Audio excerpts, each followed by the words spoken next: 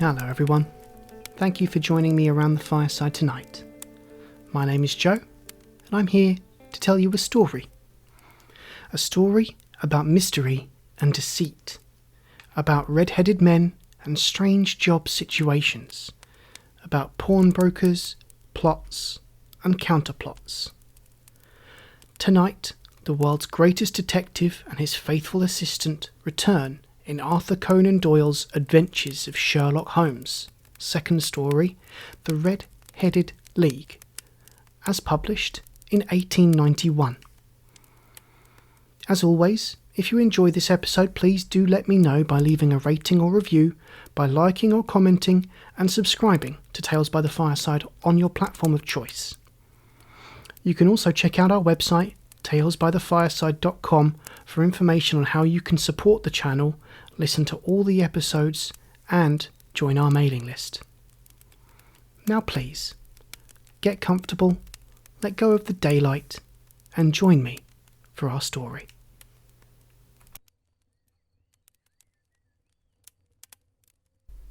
The Adventures of Sherlock Holmes, written by Arthur Conan Doyle. Part 2, The Red-Headed League. I had called upon my friend, Mr. Sherlock Holmes, one day in the autumn of last year, and found him in deep conversation with a very stout, florid-faced, elderly gentleman with fiery red hair. With an apology for my intrusion, I was about to withdraw when Holmes pulled me abruptly into the room and closed the door behind me. "You could not possibly have come at a better time, my dear Watson," he said cordially. "I was afraid that you were engaged." "So I am, very much so." "Then I can wait in the next room." "Not at all. This gentleman, Mr. Wilson, has been my partner and helper in many of my most successful cases, and I have no doubt that he will be of the utmost use to me in yours also." The stout gentleman half rose from his chair and gave a bob of greeting, with a quick little questioning glance from his small, fat, encircled eyes. "Try the settee," said Holmes, relapsing into his armchair and putting his fingertips together, as was his custom when in judicial moods. "I know, my dear Watson, that you share my love of all that is bizarre and outside the conventions and humdrum routine of everyday life. You have shown your relish for it by the enthusiasm which has prompted you to chronicle, and, if you will excuse my saying so, somewhat to embellish many of my own little adventures." "Your cases have indeed been of the greatest interest to me," I observed. "You will remember that I remarked the other day, just before we went into the very simple problem presented by Miss Mary Sutherland, that for strange effects and extraordinary combustions we must go into life itself, which is always far more daring than any effort of the imagination. A proposition which I took the liberty of doubting." "You did, Doctor, but none the less you must come round to my view, for otherwise I shall keep on piling fact upon fact on you until your reason breaks down under them and acknowledges me to be right. Now, Mr. Havers Wilson here has been good enough to call upon me this morning, and to begin a narrative which promises to be one of the most singular which I have listened to for some time. You have heard me remark that the strangest and most unique things are very often connected not with the larger, but with the smaller crimes, and occasionally, indeed, where there is room for doubt whether any positive crime has been committed. As far as I have heard, it is impossible for me to say whether the present case is an instance of crime or not, but the course of events is certainly among the most singular that I have ever listened to. Perhaps, Mr. Wilson, you would have the great kindness to recommence your narrative. I ask you not merely because my friend, Dr. Watson, has not heard the opening part, but also because the peculiar nature of the story makes me anxious to have every possible detail from your lips. As a rule, when I have heard some slight indication of the course of events, I am able to guide myself by the thousands of other similar cases which occur to my memory. In the present instance, I am forced to admit that the facts are, to the best of my belief, unique." The portly client puffed out his chest with an appearance of some little pride, and pulled a dirty and wrinkled newspaper from the inside pocket of his greatcoat. As he glanced down the advertisement column, with his head thrust forward and the paper flattened out upon his knee, I took a good look at the man and endeavoured, after the fashion of my companion, to read the indications which might be presented by his dress or appearance. I did not gain very much, however, by my inspection. Our visitor bore every mark of being an average commonplace British tradesman, obese, pompous, and slow. He wore rather baggy grey shepherd's check trousers, a not over-clean black frock coat unbuttoned at the front, and a drab waistcoat with heavy brassy Albert chain, and a square pierced bit of metal dangling down as an ornament. A frayed top hat and a faded brown overcoat with a wrinkled velvet collar lay upon a chair beside him. Altogether, look as I would, there was nothing remarkable about the man save his blazing red head, and the expression of extreme chagrin and discontent upon his features. Sherlock Holmes' quick eye took in my occupation, and he shook his head with a smile as he noticed my questioning glances. Beyond the obvious facts that he has at some time done manual labour, that he takes snuff, that he is a Freemason, that he has been in China, and that he has done a considerable amount of writing lately, I can deduce nothing else." Mr. Harvez Wilson started up in his chair, with his forefinger upon the paper, but his eyes upon my companion. "How, in the name of good fortune, did you know all that, Mr. Holmes?" he asked. "How did you know, for example, that I did manual labour? It's as true as gospel, for I began as a ship's carpenter." "Your hands, my dear sir. Your right hand is quite a size larger than your left. You have worked with it, and the muscles are more developed." "Well, the snuff, then, and the Freemasonry?" "I won't insult your intelligence by telling you how I read that, especially as, rather against the strict rules of your order, you use an arc and compass breastpin." "Oh, of course, I forgot that. But the writing?" "What else can be indicated by that right cuff so very shiny for 5 inches, and the left one with the smooth patch near the elbow where you rested upon the desk?" "Well, but China?" "The fish that you have tattooed immediately above your right wrist could only have been done in China. I have made a small study of tattoo marks and have even contributed to literature of the subject. That trick of staining the fish's scales of a delicate pink is quite peculiar to China. When, in addition, I see a Chinese coin hanging from your watch chain, the matter becomes even more simple." Mr. Harvez Wilson laughed heavily. "Well, I never," said he. "I thought at first that you'd done something clever, but I see that there was nothing in it after all." "I begin to think, Watson," said Holmes, "that I make a mistake in explaining. Omne ignotum pro magnifico, you know, and my poor little reputation, such as it is, will suffer shipwreck if I am so candid. Can you not find the advertisement, Mr. Wilson?" "Yes, I have got it now," he answered, with his thick red finger planted halfway down the column. "Here it is. This is what began it all. You can just read it for yourself, sir."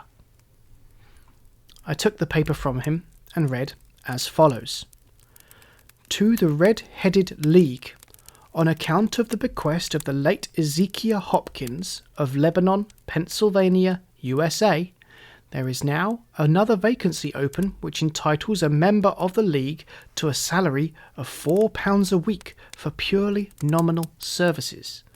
All red-headed men who are sound in body and mind and above the age of 21 years are eligible.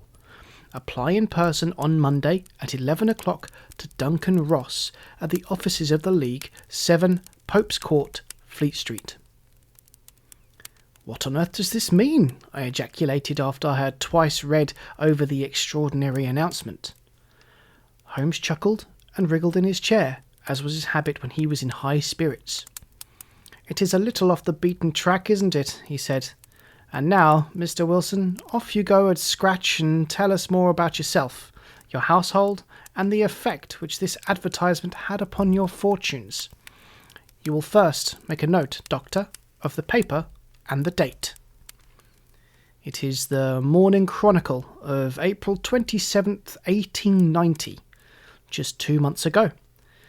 "Very good. Now, Mr. Wilson." "Well, it is just as I have been telling you, Mr. Sherlock Holmes," said Havers Wilson, mopping his forehead. "I have a small pawnbroker's business at Coburg Square, near the city. It's not a very large affair, and of late years it has not done more than just give me a living. I used to be able to keep 2 assistants, but now I only keep 1, and would have a job to pay him, but that he is willing to come in for half wages so as to learn the business." "What is the name of this obliging youth?" asked Sherlock Holmes. "His name is Vincent Spaulding, and he's not such a youth either. It's hard to say his age. I should not wish a smarter assistant, Mr. Holmes, and I know very well that he could better himself and earn twice what I am able to give him. But, after all, if he is satisfied, why should I put ideas in his head?" "Why, indeed? You seem most fortunate in having an employee who comes under the full market price. It is not a common experience among employers in this age. I don't know that your assistant is not as remarkable as your advertisement." "Oh, he has his faults too," said Mr. Wilson. "Never was such a fellow for photography, snapping away with a camera when he ought to be improving his mind, and then diving down into the cellar like a rabbit into its hole to develop his pictures. That is his main fault. But on the whole, he's a good worker. There's no vice in him." "He is still with you, I presume?" "Yes, sir. He and a girl of 14, who does a bit of simple cooking and keeps the place clean. That's all I have in the house, for I am a widower and never had any family. We live very quietly, sir, the 3 of us, and we keep a roof over our heads and pay our debts, if we do nothing more." "The first thing that puts us out was that advertisement. Spaulding, he came down into the office just this day 8 weeks, with this very paper in his hand, and he says, 'I wish to the Lord, Mr. Wilson, that I was a red-headed man.'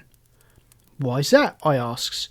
'Why,' says he, 'here's another vacancy on the League of the Red-Headed Men. It's worth quite a little fortune to any man who gets it, and I understand that there are more vacancies than there are men, so that the trustees are at their wits' end what to do with the money. If my hair would only change colour, here's a nice little crib all ready for me to step into.'"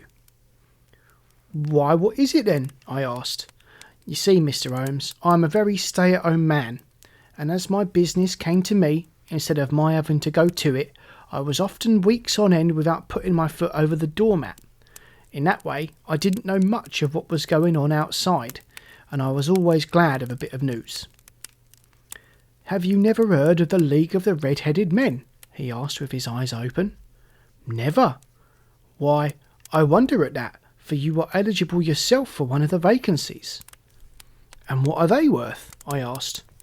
"Oh, merely a couple of hundred a year, but the work is light, and it need not interfere very much with one's other occupations." Well, you can easily think that made me prick up my ears, for the business has not been good for some years, and an extra couple of hundred would have been very handy. "Tell me about it," said I. "Well," said he, showing me the advertisement, "you can see for yourself that the League has a vacancy, and there is the address where you should apply for particulars. As far as I can make out, the League was founded by an American millionaire, Ezekiel Hopkins, who was very peculiar in his ways.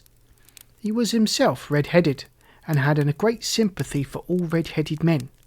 So, when he died, it was found that he had left his enormous fortune in the hands of trustees, with instructions to apply the interest to the providing of easy berths to men whose hair is of that colour. From all I hear, it is splendid pay and very little to do." "But," said I, "there would be millions of red-headed men who would apply." "Not so many as you might think," he answered. "You see, it really is confined to Londoners and to grown men. This American had started from London when he was young, and he wanted to do the old town a good turn, Then again, I have heard it is no use your applying if your hair is light red or dark red or anything but real, bright, blazing, fiery red. Now if you cared to apply, Mr. Wilson, you would just walk in. But perhaps it would hardly be worth your while to put yourself out of the way for the sake of a few £100. Now, it is a fact, gentlemen, as you may see for yourselves, that my hair is of a very full and rich tint. So it seemed to me that if there was any competition in the matter, I stood as good a chance as any man that I had ever met. Vincent Spaulding seemed to know so much about it that I thought he might prove useful. So I just ordered him to put up the shutters for the day and to come right away with me. He was very willing to have a holiday, so he shut the business up and started off for the address that was given us in the advertisement.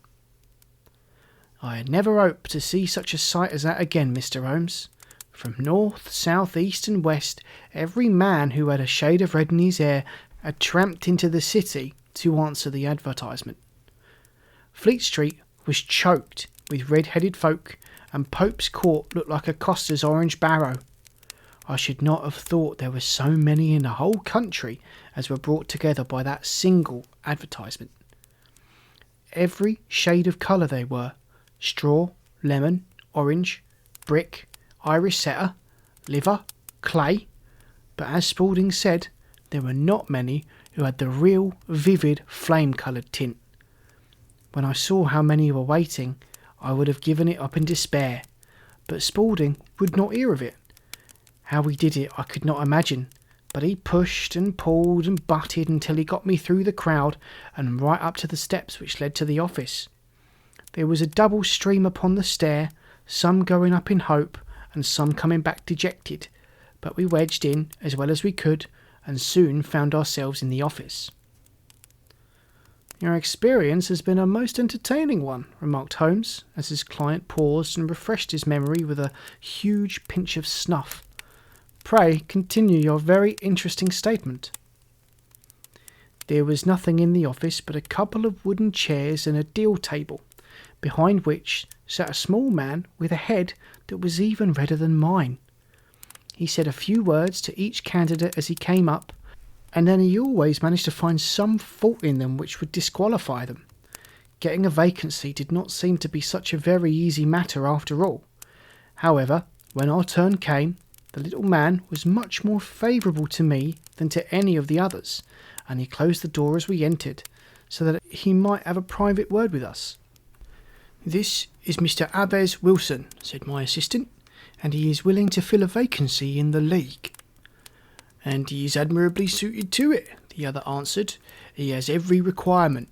I cannot recall when I have seen anything so fine." He took a step backward, cocked his head on one side, and gazed at my hair until I felt quite bashful. Then suddenly he plunged forward, wrung my hand, and congratulated me warmly on my success. "It would be injustice to hesitate," said he. "You will, however, I am sure, excuse me for taking an obvious precaution." With that, he seized my hair in both hands and tugged until I yelled with the pain. "There is water in your eyes," said he as he released me. "I perceive that all is as it should be. But we have to be careful, for we have twice been deceived by wigs and once by paint. I could tell you tales of cobbler's wax which would disgust you with human nature." He stepped over to the window and shouted through it at the top of his voice that the vacancy was filled. A groan of disappointment came up from below, and the folk all trooped away in different directions until there was not a red head to be seen except my own and that of the manager. "My name," said he, "is Mr. Duncan Ross, and I am myself one of the pensioners upon the fund left by our noble benefactor. Are you a married man, Mr. Wilson? Have you a family?" I answered that I had not. His face fell immediately. "Dear me," he said gravely, "that is very serious indeed. I am sorry to hear you say that. The fund was, of course, for the propagation and spread of the redheads as well as for their maintenance. It is exceedingly unfortunate that you should be a bachelor." My face lengthened at this, Mr. Holmes, for I thought I was not to have the vacancy after all, but after thinking it over for a few minutes, He said that it would be all right. In the case of another, said he, the objection might be fatal, but we must stretch a point in favour of a man with such a head of hair as yours. When shall you be able to enter upon your new duties? I have a business already, said I. Oh, never mind about that, Mr. Wilson, said Vincent Spaulding. I should be able to look after that for you. What would be the hours? I asked. 10 to 2. Now, a pawnbroker's business is mostly done of an evening, Mr. Holmes, especially Thursday and Friday evening, which is just before payday, so it would suit me very well to earn a little in the mornings. Besides, I knew that my assistant was a good man and that he would see to anything that turned up. That would suit me very well, said I. And the pay is £4 a week, and the work is purely nominal. What do you call purely nominal? Well, you have to be in the office, or at least in the building, the whole time. If you leave, you forfeit your whole position forever. The will is very clear upon that point. You don't comply with the conditions if you budge from the office during that time. It's only for 4 hours a day, and I should not think of leaving, said I. No excuse will avail, said Mr. Duncan Ross, neither sickness nor business nor anything else. There you must stay, or you lose your billet. And the work is to copy out the Encyclopaedia Britannica. There is the first volume of it in that press. You must find your own ink, pens and blotting paper, but we provide the table and the chair. Will you be ready tomorrow? Certainly, I answered. Then goodbye, Mr. Aves Wilson, and let me congratulate you once more on the important position which you have been fortunate enough to gain. He bowed me out of the room, and I went home with my assistant, hardly knowing what to say or do. I was so pleased at my own good fortune. Well, I thought over the matter all day, and by evening I was in low spirits again, for I had quite persuaded myself that the whole affair must be some great hoax or fraud, though what its object might be I could not imagine. It seemed altogether past belief that anyone could make such a will, or that they would pay such a sum for doing anything so simple as copying out the Encyclopaedia Britannica. Vincent Spaulding did what he could to cheer me up, but by bedtime I had reasoned myself out of the whole thing. However, in the morning I determined to have a look at it anyhow, so I bought a penny bottle of ink, and with a quill pen and 7 sheets of foolscap paper I started off for Pope's Court. Well, to my surprise and delight, everything was as right as possible. The table was set out ready for me, and Mr. Duncan Ross was there to see that I got fairly to work. He started me off on the letter A, and then he left me, but he would drop in from time to time to see that all was right with me. At 2 o'clock he bade me good day, complimented me on the amount that I had written, and locked the door of the office after me. This went on day after day, Mr. Holmes, and on Saturday the manager came in and planked down 4 golden sovereigns for my week's work. It was the same next week, and the same week after. Every morning I was there at 10, and every afternoon I left at 2. By degrees, Mr. Duncan Ross took to coming in only once of a morning, and then, after a time, he did not come in at all. Still, of course, I never dared to leave the room for an instant, for I was not sure when he might come, and the billet was such a good one and suited me so well that I would not risk the loss of it. 8 weeks passed away like this, and I'd written about abbots and archery and armour and architecture and Attica, and hoped with diligence that I might get on to the bees before very long. It cost me something in foolscap, and I had pretty nearly filled the shelf with my writings, and then suddenly the whole business came to an end. To an end? Yes, sir, and no later than this morning. I went to my work, as usual, at 10 o'clock, but the door was shut and locked, with a little square of cardboard hammered into the middle of the panel of attack. Here it is, and you can read it for yourself. He held up a piece of white cardboard about the size of a sheet of notepaper. It read in this fashion: "The Red-Headed League is dissolved, October the 9th, 1890. Sherlock Holmes and I surveyed this curt announcement and the rueful face behind it. until the comical side of the affair so completely overtopped every other consideration that we both burst out into a roar of laughter. "I cannot see that there is anything very funny," cried our client, flushing up to the roots of his flaming head. "If you can do nothing better than laugh at me, I can go elsewhere." "No, no," cried Holmes, shoving him back into the chair from which he had half risen. "I really wouldn't miss your case for the world. It's most refreshingly unusual. But there is, if you will excuse my saying so, something just a little funny about it. Pray, what steps did you take when you found the card upon the door?" "I was staggered, sir. I did not know what to do. Then I called at the offices round, but none of them seemed to know anything about it. Finally, I went to the landlord, who is an accountant living on the ground floor, and I asked him if he could tell me what had become of the Red-Headed League. He said that he had never heard of any such body. I then asked him who Mr. Duncan Ross was. He answered that the name was new to him." "Well," said I, "the gentleman at number 4. "What, the red-headed man?" "Yes." "Oh," said he, "his name was Mr. William Morris. He was a solicitor, and was using my room as a temporary convenience until his new premises were ready. He moved out yesterday." "Where could I find him?" "Oh, at his new offices. He did tell me the address. Yes, 17 King Edward Street, near St. Paul's." I started off, Mr. Holmes, but when I got to that address, it was a manufactory of artificial kneecaps, and no one in it had heard of either Mr. William Morris or Mr. Duncan Ross. "And what did you do then?" asked Holmes.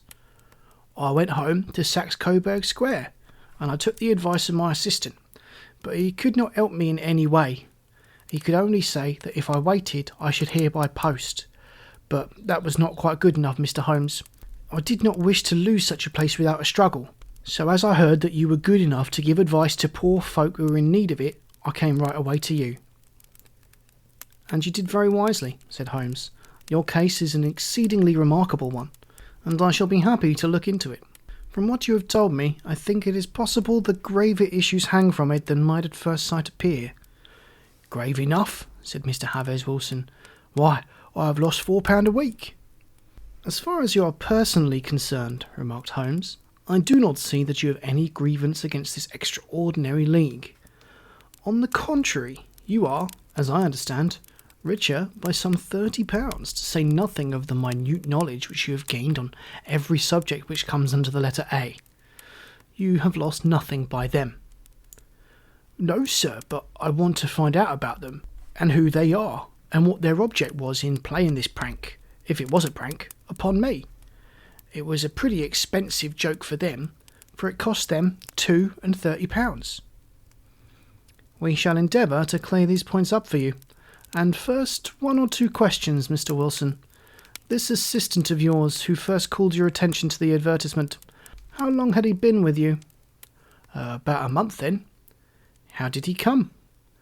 "In answer to an advertisement." "Was he the only applicant?" "No, I had a dozen." "Why did you pick him?" "Because he was handy and would come cheap." "At half wages, in fact." "Yep." "What's he like, this Vincent Spaulding?" "Small, stout built, very quick in his ways, no hair on his face, though he's not short of 30, has a white splash of acid upon his forehead." Holmes sat up in his chair in considerable excitement. "I thought as much," said he. "Have you ever observed that his ears are pierced for earrings?" "Yes, sir. He told me that a gipsy had done it for him when he was a lad." Said Holmes, sinking back in deep thought. "Is he still with you?" "Oh, yes, sir. I have only just left him." "And has your business been attended to in your absence?" "Nothing to complain of, sir. There's never very much to do of a morning." "That will do, Mr. Wilson. I shall be happy to give you an opinion upon the subject in the course of a day or two. Today is Saturday, and I hope that by Monday we may come to a conclusion." "Well, Watson," said Holmes, when our visitor had left us, "what do you make of it all?" "I make nothing of it," I answered frankly. "It is a most mysterious business." "As a rule," said Holmes, "the more bizarre a thing is, the less mysterious it proves to be. It is your commonplace featureless crimes which are really puzzling, just as the commonplace face that is the most difficult to identify. But I must be prompt over this matter." "What are you going to do then?" I asked. "To smoke," he answered. "It is quite a 3-pipe problem, and I beg that you won't speak to me for 50 minutes. He curled himself up in his chair, with his thin knees drawn up to his hawk-like nose, and there he sat, with his eyes closed, and his black clay pipe thrusting out like the bill of some strange bird. I had come to the conclusion that he had dropped asleep, and indeed was nodding myself, when he suddenly sprang out of his chair with the gesture of a man who has made up his mind and put his pipe down upon the mantelpiece. "Sarasate plays at St. James's Hall this afternoon," he remarked. "What do you think, Watson? Could your patient spare you for a few hours?" "I have nothing to do today. My practice is never very absorbing." "Then put on your hat and come. I am going through the city first, and we can have some lunch on the way. I observe that there is a good deal of German music on the programme, which is rather more to my taste than Italian or French.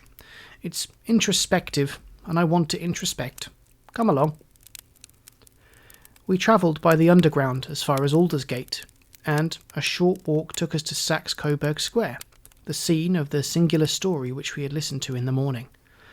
It was a poky, little, shabby-genteel place, where 4 lines of dingy 2-storied brick houses looked out onto the small, railed-in enclosure, where a lawn of weedy grass and few clumps of faded laurel bushes had made a hard fight against a smoke-laden and uncongeniable atmosphere.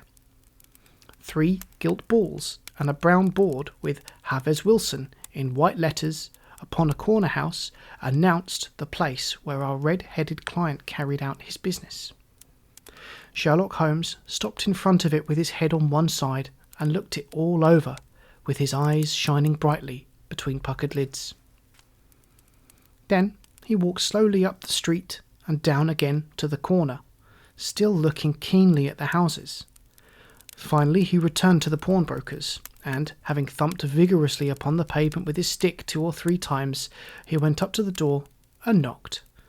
It was instantly opened by a bright-looking, clean-shaven young fellow, who asked him to step in. "Thank you," said Holmes. "I only wished to know how you would go from here to the Strand."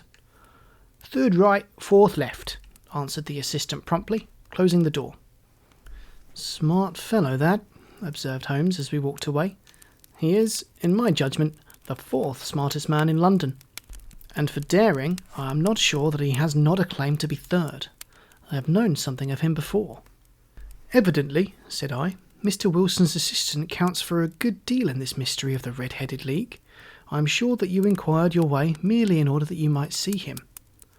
"Not him." "What then?" "The knees of his trousers."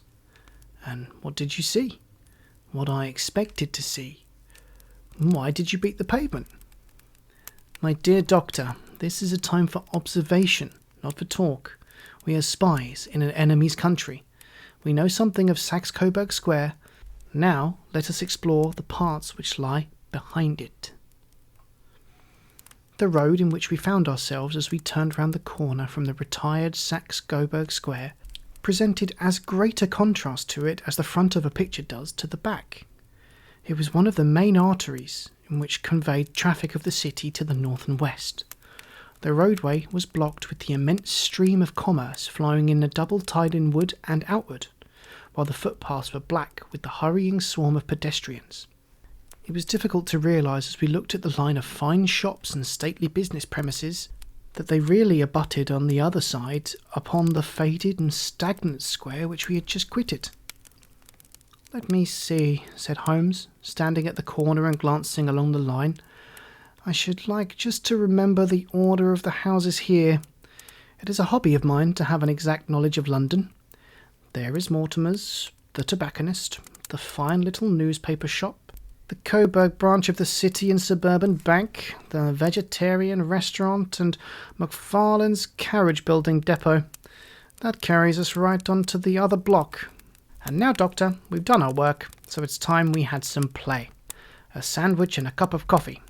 And then off to Violin Land, where all is sweetness and delicacy and harmony, and there are no red-headed clients to vex us with their conundrums. My friend was an enthusiastic musician, being himself not only a very capable performer, but a composer of no ordinary merit. All the afternoon he sat in the stalls, wrapped in the most perfect happiness, gently waving his long, thin fingers in time to the music, while his gently smiling face and his languid, dreamy eyes were as unlike those of Holmes the sleuth-hound, Holmes the relentless, keen-witted, ready-handed criminal agent as it was possible to conceive. In his singular character, the dual nature alternately asserted itself, and his extreme exactness and astuteness represented, as I have often thought, the reaction against the poetic and contemplative mood which occasionally predominated him. The swing of his nature took him from extreme languor to devouring energy, and, as I knew well, he was never so truly formidable as when, for days on end, he had been lounging in his armchair amid his improvisations and his black-letter editions. Then it was that the lust of the chase would suddenly come upon him, and that his brilliant reasoning power would rise to the level of intuition, until those who were unacquainted with his methods would look askance at him, as on a man whose knowledge was not that of other mortals. When I saw him that afternoon so enwrapped in the music at St. James's Hall, I felt that an evil time might be coming upon those whom he had set himself to hunt down. "You want to go home, no doubt, Doctor?" he remarked as we emerged. "Yes, it would be as well. And I have some business to do which will take some hours. This business at Coburg Square is serious." "Why serious?" "A considerable crime is in contemplation. I have every reason to believe that we shall be in time to stop it, but today, being Saturday, rather complicates matters. I shall want your help tonight." "At what time?" 10 will be early enough. I shall be at Baker Street at 10. "Very well. And I say, Doctor, there may be some little danger, so kindly put your army revolver in your pocket." He waved his hand, turned on his heel, and disappeared in an instant among the crowd. I trust that I am not more dense than my neighbours, but I was always oppressed with a sense of my own stupidity in my dealings with Sherlock Holmes. Here I had heard what he had heard, I had seen what he had seen, and yet from his words it was evident that he saw clearly not only what had happened, but what was about to happen, while to me the whole business was still confused and grotesque. As I drove home to my house in Kensington, I thought over it all, from the extraordinary story of the red-headed copier of the encyclopaedia down to the visit to Saxe-Coburg Square, and the ominous words with which he had parted from me. What was this nocturnal expedition, and why should I go armed? Where are we going, and what were we to do?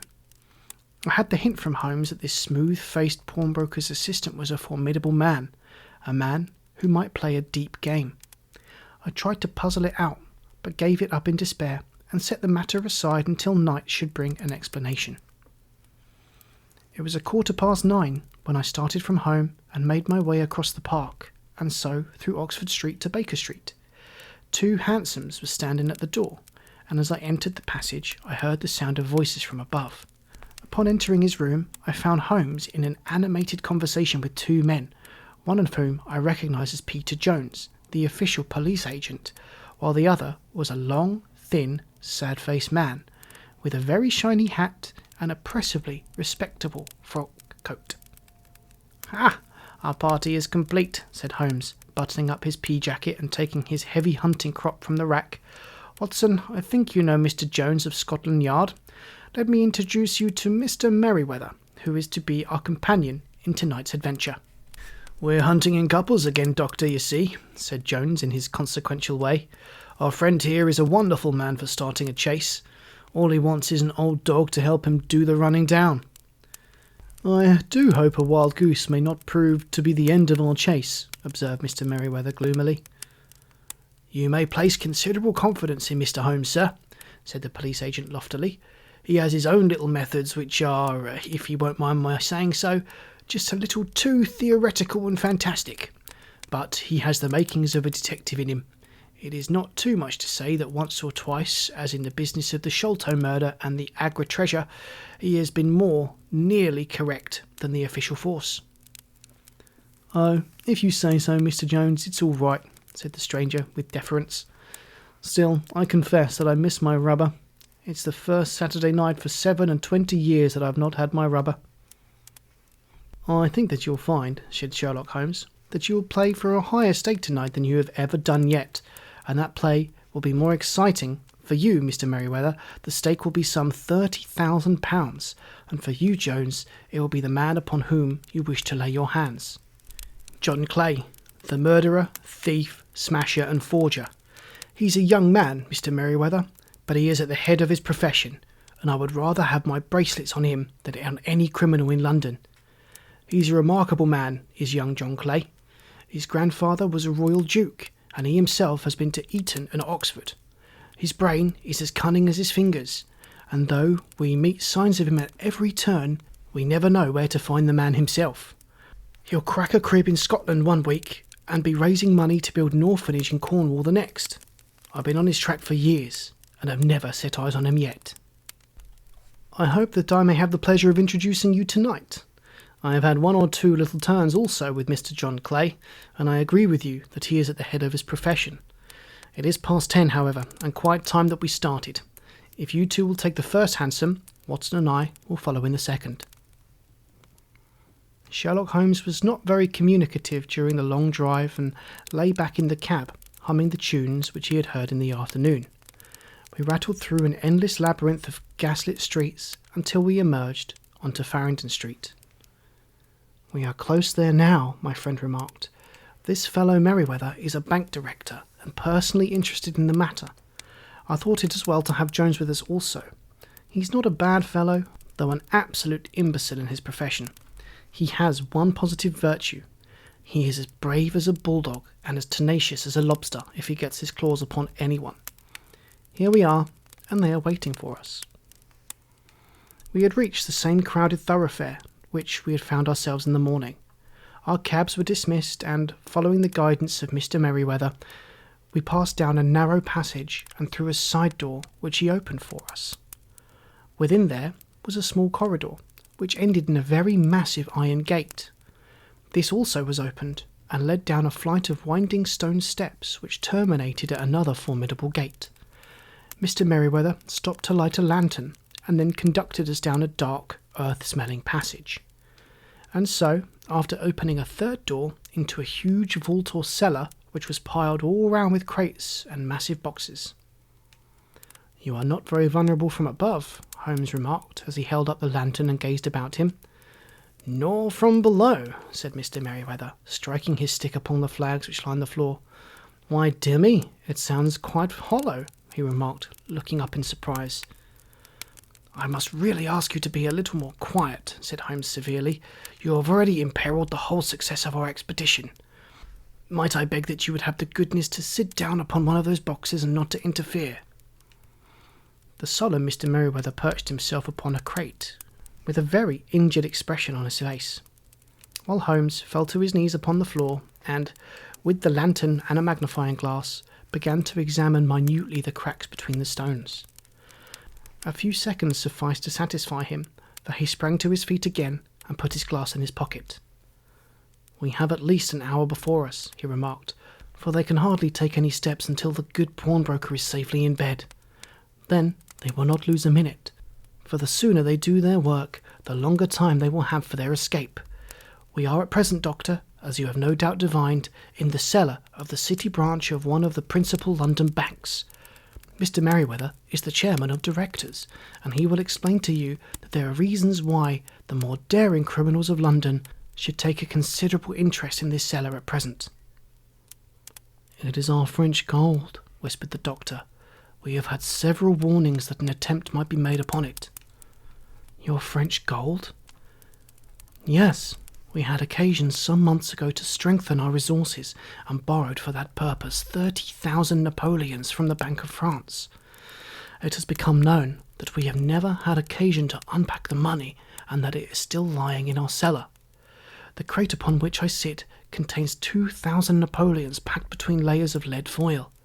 Our reserve of bullion is much larger at present than is usually kept in a single branch office, and the directors have had misgivings upon the subject."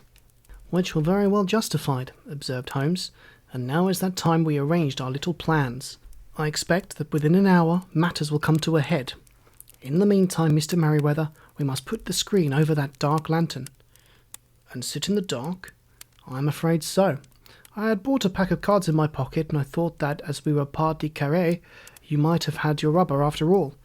But I see that the enemy's preparations have gone so far that we cannot risk the presence of light. And, first of all, we must choose our positions. These are daring men, and though we shall take them at a disadvantage, they may do us some harm unless we are careful. I shall stand behind this crate, and do you conceal yourselves behind those. Then, when I flash light upon them, close in swiftly. If they fire, Watson, have no compunction about shooting them down."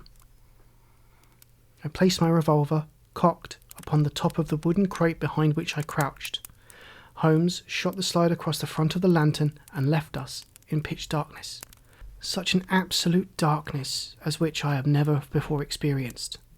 The smell of hot metal remained to assure us that the light was still there, ready to flash out at a moment's notice.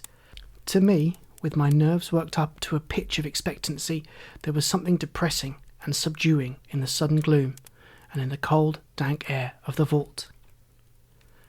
"They have but one retreat," whispered Holmes. "That is back through the house into Saxe Coburg Square. I hope you have done what I have asked you to, Jones." "I have an inspector and 2 officers waiting at the front door." "Then we have stopped all the holes, and now we must be silent and wait." What a time it seemed! From comparing notes afterwards, it was but an hour and a quarter. Yet it appeared to me that the night must have almost gone, and the dawn be breaking above us. My limbs were weary and stiff, for I feared to change my position. Yet my nerves were worked up to the highest pitch of tension, and my hearing was so acute that I could not only hear the gentle breathing of my companions, but I could distinguish the deeper, heavier in-breath of the bulky Jones from the thin, sighing note of the bank director. From my position, I could look over the case in the direction of the floor. Suddenly, my eyes caught a glint of a light. At first, it was but a lurid spark upon the stone pavement. Then it lengthened out until it became a yellow line, and then, without any warning or sound, a gash seemed to open, and a hand appeared, a white, almost womanly hand, which felt about in the centre of the little area of light. For a minute or more, the hand, with its writhing fingers, protruded out of the floor. Then it was withdrawn as suddenly as it appeared, and all was dark again, save the single lurid spark which marked a chink between the stones. Its disappearance, however, was but momentary. With a rending, tearing sound, one of the broad, white stones turned over upon its side and left a square, gaping hole, through which streamed the light of a lantern.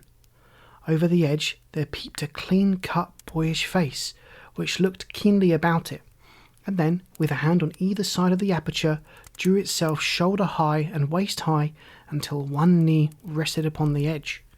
In another instant he stood at the side of the hole and was hauling himself after a companion, lithe and small like himself, with a pale face and a shock of very red hair.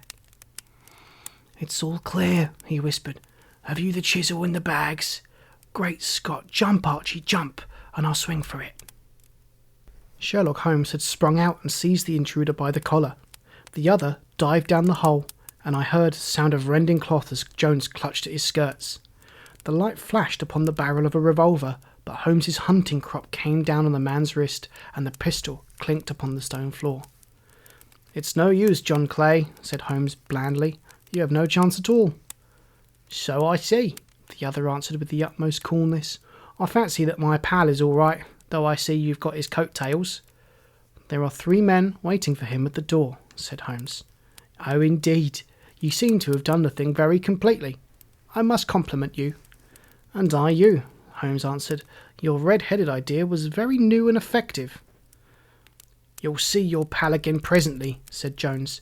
"He's quicker at climbing down holes than I am. Just hold out while I fix the derbies." "I beg that you will not touch me with your filthy hands," remarked our prisoner, as the handcuffs clattered upon his wrist. "You may not be aware, but I have royal blood in my veins. Have the goodness also, when you address me, to always say 'sir' and 'please.'" "All right," said Jones, with a stare and a snigger. "Well, would you please, sir, march upstairs, where we can get a cab to carry your highness to the police station?" "That is better," said John Clay serenely. He made a sweeping bow to the three of us, and walked quietly off in the custody of the detective. "Really, Mr. Holmes," said Mr. Merryweather, as we followed them from the cellar, "I do not know how the bank can thank you or repay you. There is no doubt that you have detected and defeated in the most complete manner one of the most determined attempts at bank robbery that have ever come within my experience." "I have had 1 or 2 little scores of my own to settle with Mr. John Clay," said Holmes. "I have been at some small expense over the matter, which I shall expect the bank to refund. But beyond that, I am amply repaid by having had an experience which is in many ways unique, and by hearing the very remarkable narrative of the Red-Headed League." "You see, Watson," he explained, in the early hours of the morning, as we sat over a glass of whisky and soda in Baker Street, "it was perfectly obvious from the first that the only possible object of this rather fantastic business of the advertisement of the League and the copying of the encyclopedia must be to get this not over-bright pawnbroker out of the way for a number of hours every day. It was a curious way of managing it, but really it would be difficult to suggest a better. The method was no doubt suggested to Clay's ingenious mind by the colour of his accomplice's hair. The £4 a week was a lure which must draw him in, and what was it to them who were playing for thousands? They put in the advertisement, one rogue has a temporary office, the other rogue incites the man to apply for it, and together they managed to secure his absence every morning in the week. From the time that I heard of the assistant having come for half wages, it was obvious to me that he had some strong motive for securing the situation." "But how could you guess what that motive was?" "Had there been women in the house, I should have suspected a mere vulgar intrigue. That, however, was out of the question. The man's business was a small one, and there was nothing in his house which could account for such elaborate preparations, and such an expenditure as they were. It must, then, be something out of the house. What could it be? I thought of the assistant's fondness for photography, and his trick of vanishing into the cellar. The cellar! There was the end of this tangled clue. Then I made inquiries as to this mysterious assistant, and found that I had to deal with one of the coolest and most daring criminals in London. He was doing something in the cellar, something which took many hours a day for months on end. What could it be once more? I could think of nothing, save that he was running a tunnel to some other building. So far I had got when we went to visit the scene of action. I surprised you by beating upon the pavement with my stick. I was ascertaining whether the cellar stretched out in front or behind. It was not in front. Then I rang the bell, and as I hoped, the assistant answered it. We have had some skirmishes, but we have never set eyes upon each other before. I hardly looked at his face. His knees were what I wished to see. You must yourself have remarked about how worn, wrinkled, and stained they were. They spoke of those long hours of burrowing. The only remaining point was what they were burrowing for. I walked round the corner, saw the City and Suburban Bank abutted onto our friend's premises, and felt that I had solved my problem. When you drove home after the concert, I called upon Scotland Yard and upon the chairman of the Bank of Directors, with the result you have seen." "And how could you tell that they would make their attempt tonight?" I asked. "Well, when they closed their League offices, that was a sign that they no longer cared about Mr. Havers Wilson's presence. In other words, that they had completed their tunnel. But it was essential that they should use it soon, as it might be discovered, or the bullion might be removed. Saturday would suit them better than any other day, as it would give them 2 days for their escape. For all these reasons, I expected them to come tonight." "You reasoned it out beautifully," I exclaimed in unfeigned admiration. "It is so long a chain, and yet every link rings true." "It saved me from ennui," he answered, yawning. "Alas, I already feel it closing in upon me. My life is spent in one long effort to escape from the commonplaces of existence. These little problems help me to do so. And you are a benefactor of the race, said I. He shrugged his shoulders. Well, perhaps after all, it is of some little use, he remarked. L'homme c'est rien, l'œuvre c'est tout, as Gustave Flaubert wrote to George Sand. The man is nothing. The work is everything. The end. Good night.